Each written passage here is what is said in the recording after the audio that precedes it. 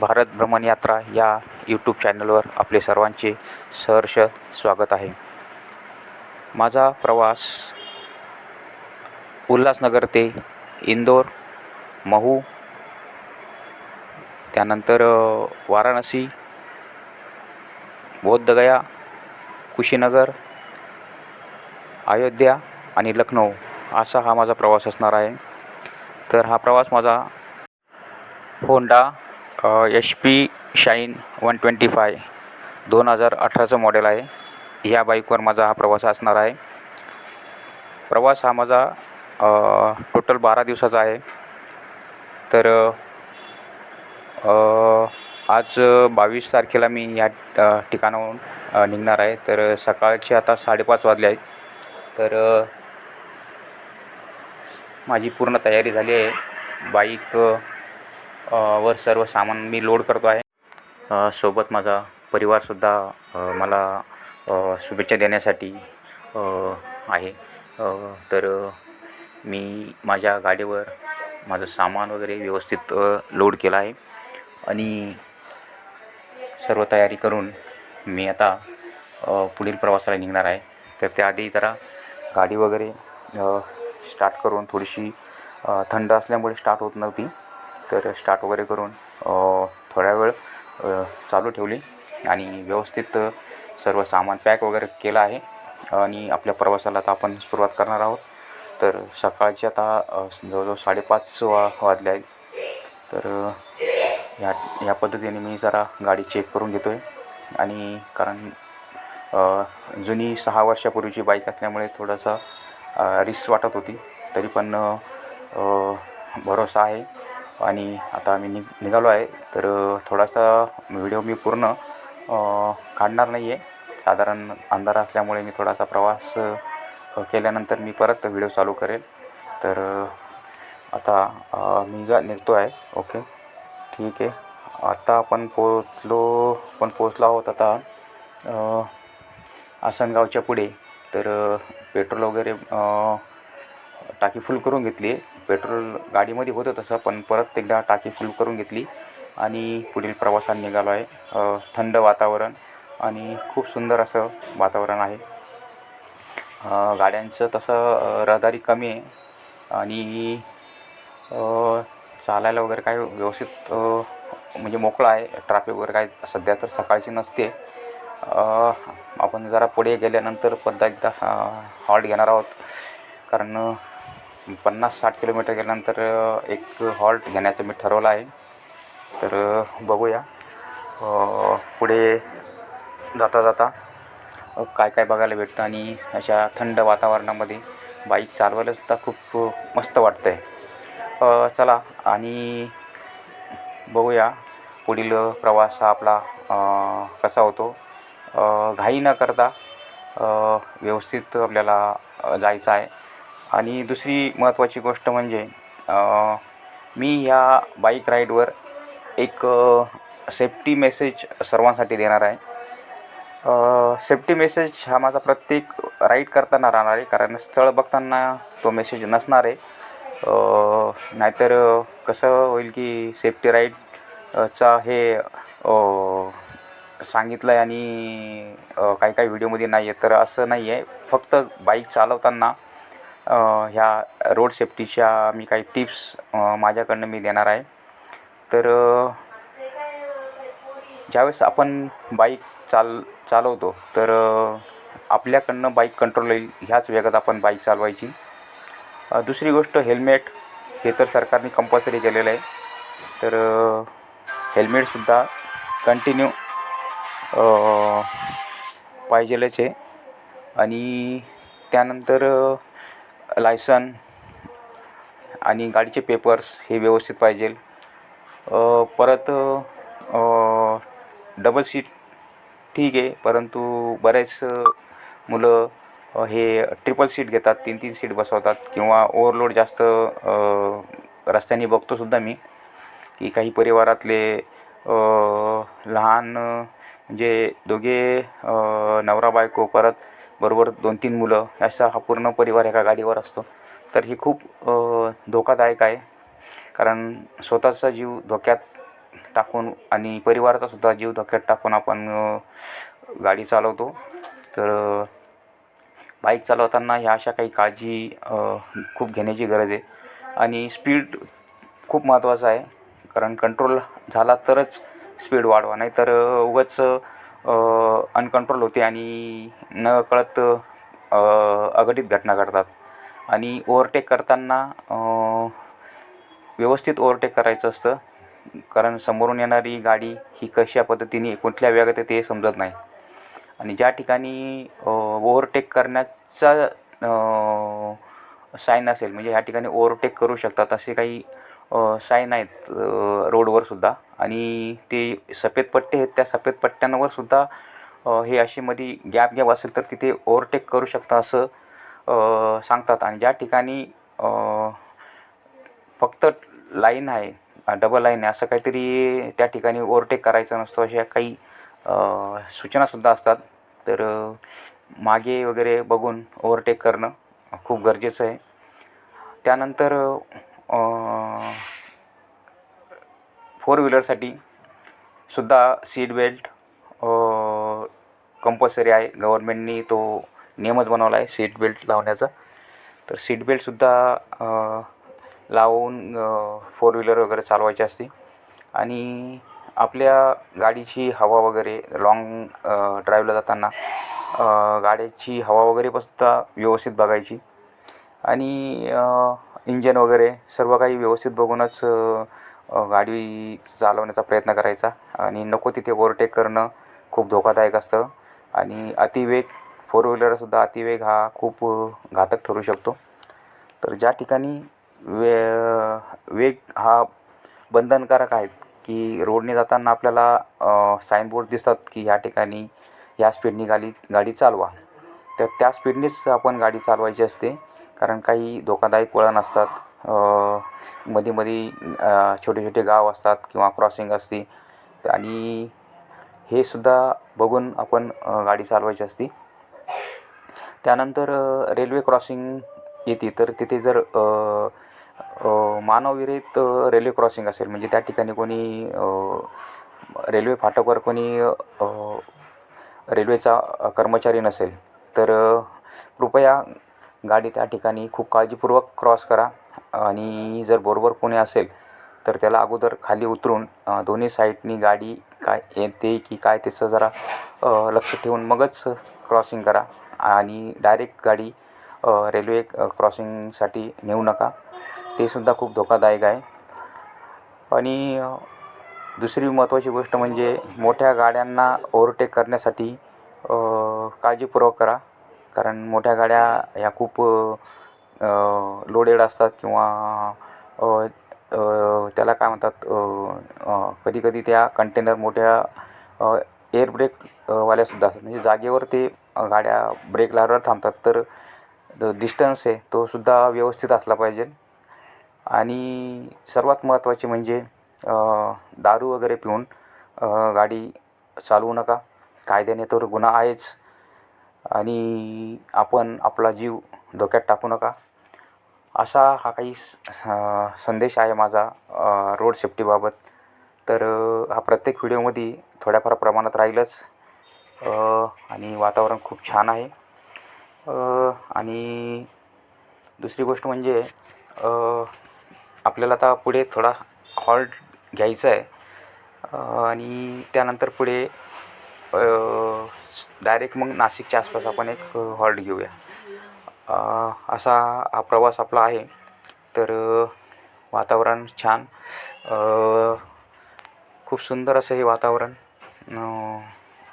थोडंसं धुकं आहे, गाडी चालवायला काही प्रॉब्लेम नाही आहे. आणि आपला हा जो प्रवास आहे हा आत्ता उल्हासनगरपासून सकाळी 5:30ला सुरू झाला. तो आपण संध्याकाळी अंधार पडेपर्यंत, म्हणजे 6:30-6:30पर्यंतच आपण बाईक चालवणार आहोत, कारण प्रवास हा रात्रीचा आपण करणार नाही आहे. खूप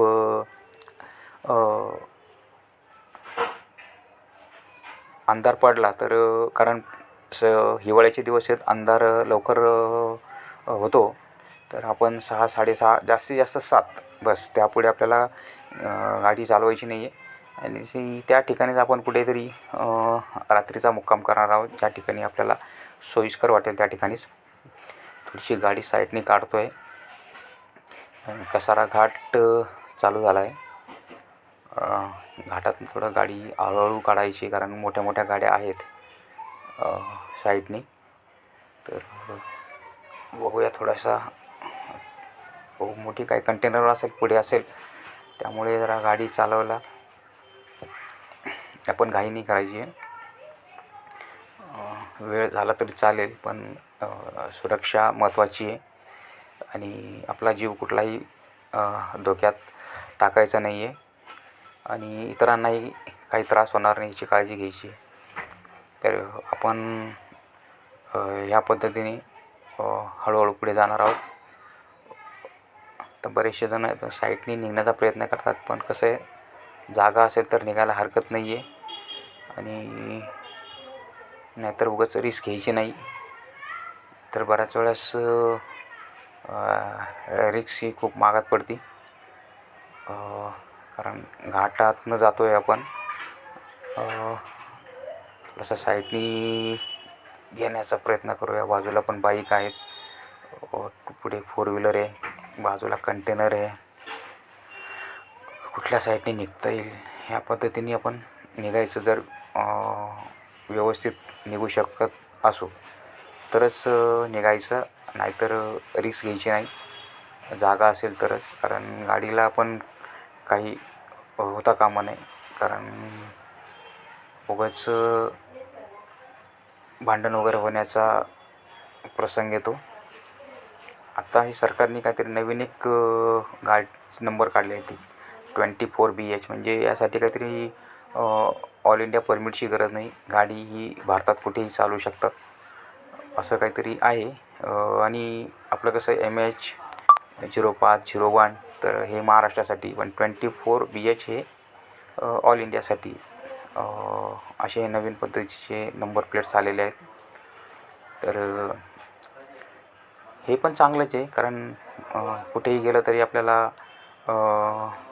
प्रॉब्लेम नाही आहे. नाहीतर दुसऱ्या स्टेटचं पासिंग बघून विचारणा करण्यात येते. इथे पण विचारतीलच, पण थोडासा एवढा प्रॉब्लेम कमी होईल. तर असा हा साईडने आपण जाऊया. कठाडे आहेत साईडने. कॅमेरा तर आपल्याला वरती घेता येत नाही, कारण लक्ष थोडंसं चालवण्यावर आहे आपलं, कारण ते जरा सांभाळून, कारण पाठीमागे बॅग वगैरे आहेत. गाडीला पण कुठे टच झाली नाही पाहिजे 4 व्हीलर वगैरे यांना. तर आपण हळूहळू पुढे निघतो आहे. खूप सुंदर असं वातावरण, थंडगार. मुंबईला तर तेवढं म्हणजे खाली वाटत नव्हतं, पण जसं जसं आपण घाटवरती चढतो आहे आणि नाशिकच्या दिशेने जातो आहे, तर त्या ठिकाणी थंड वातावरण वाटतं आहे. थंडी थोडीशी बऱ्यापैकी, असं एवढी नाही पण बऱ्यापैकी आपल्या मुंबईपेक्षा थोडी जास्तची. आणि साधारण 9-10 वाजेपर्यंत थंडी असेल, कारण ऊन पडलं तर थंडी थोडी कमी होते. तर आपण असंच जोपर्यंत आपल्याला गाडी चालवता येईल तोपर्यंत आपण चालवायची आहे. एक 50-60 किलोमीटर गेल्यानंतर थोडासा रेस्ट घ्यायचा आहे आणि नंतर परत असं करत करत आपल्याला आजचा प्रवास हा जवळजवळ 356 किलोमीटरचा प्रवास आहे, आपण असं टार्गेट केलेलं आहे. तर त्या टार्गेटच्या हिशोबाने आपण गाडी चालवूया आणि आपली जेवढं आपल्याला शूट करता येईल रोडचं वगैरे तेवढं करून पुढे चालू. इथे थोडासा आता परत ट्रॅफिकचा गाडी साईडने काढावं लागेल. थोडी ट्रॅफिक आहे, थोडी जास्त नाही आहे, पण थोडी आहे. आपल्याला थोडंसं मागे पुढे पण बघावं लागतं. MH17 श्रीरामपूर पासिंग, कोपरगाव श्रीरामपूर पासिंगची गाडी दिसते. MH17 DC आपल्या गावाकडचीच गाडी आहे. कंटेनरच्या साईडनी थोडंसं जावं लागेल. काहीतरी प्रॉब्लेम असेल बहुतेक, त्यामुळे थोडंसं गाडी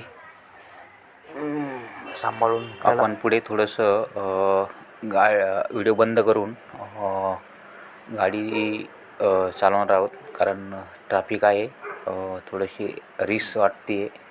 तर त्याकरता व्हिडिओवर आणि बोलण्यावर लक्ष जाऊ नये म्हणून आपण या ठिकाणी व्हिडिओ बंद करणार आहोत आणि पुढे कुठला तरी स्पॉटवर थांबून आपण व्हिडिओ घेणार आहोत. तर थोडंसं व्हिडिओ बंद करणार आणि नंतर पुढे व्हिडिओ चालू होईल. तर बघू, थोडासा व्हिडिओ करण्याचा प्रयत्न करूया पुढे आणि जाऊया पुढे या ठिकाणी. तर वातावरण खूप छान आहे. आता तिकडे थोडासा रस्ता मोकळा दिसतो आहे आणि धुळ्याच्या बॉर्डरवर आलो आहोत. तर हा आपल्याला आता एक किल्ला दिसतो आहे. इथे थांबलो आणि विचारपूस केली तर लळिंगचा किल्ला आहे. तर खूप छान वाटलं, कारण हा किल्ला बघण्याची एक इच्छा होतीच. आणि आतमध्ये तर मी जाऊ शकत नाही आहे कारण वेळ झालेली आहे, आपल्याला पुढे जायचं आहे. तर ह्या किल्ल्याची एक थोडीशी माहिती होती की हा किल्ला जो आहे फारुकी राजवटीतला आहे, 13व्या शतकातला. आणि धुळे शहरापासून साधारण 8-9 किलोमीटरवर हा किल्ला आहे. आणि ह्या ठिकाणी एक वाचण्यात आलं होतं की एक बंगला होता, त्या बंगल्याचं नाव आता आठवत नाही. तर त्या बंगल्यावर बाबासाहेबांनी काही दिवस वास्तव्य केलं होतं, असा एक वाचण्यात आलं होतं माझ्या. तर ते बघण्याची इच्छा आहे, पण बघूया पुढे कधीतरी या ठिकाणी नक्कीच येऊ हा किल्ला बघण्यासाठी. आणि या ठिकाणीसुद्धा आपण काही माहिती गोळा करूया. तर असा हा लळिंगचा किल्ला बाहेरनंच आपण शूट करत आहोत, फोटो घेत आहोत. आणि हा आहे तो आपला इंदोर हायवेला, म्हणजे इथून इंदोर हायवे चालू होतो, जवळ इंदोर हायवेच्याच रोडला आहे, एकदम हायवे टचच आहे. तर नाशिक आणि म्हणजे धुळेच्या मध्येच येतो, थोडा पुढे धुळे शहर अजून पुढे आहे. तर या रोडलाच मला तो किल्ला दिसला आणि थांबलो आणि थोडीशी चौकशी केल्यानंतर कळालं की लळिंगचा किल्ला आहे म्हणून. तर असा हा किल्ला आपण ह्या ठिकाणी बघितला म्हणजे बाहेरनंच बघितला आहे, पूर्ण आतमध्ये गेलो नाही. तर बघूया नक्की आपण पुढे या ठिकाणी येऊन या ठिकाणची माहिती आणि काही गोळा म्हणजे समजून घेऊया. तर आपण आता डायरेक्ट शिरपूर या ठिकाणी आपला मुक्काम आहे. तर भेटूया आपण पुढील वेळेला, म्हणजे साधारण उद्या सकाळीच, कारण आजचा मुक्काम हा शिरपूर येथे राहील.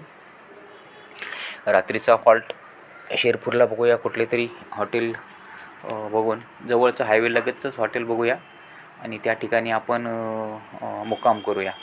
कारण जवळजवळ आता हा 300-350च्या आसपास किलोमीटरचा प्रवास झालेला आहे आपला.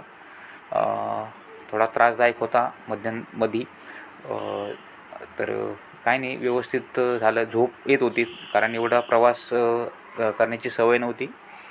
तर मध्ये थोडीशी गाडीवर डुकली यायला लागली होती.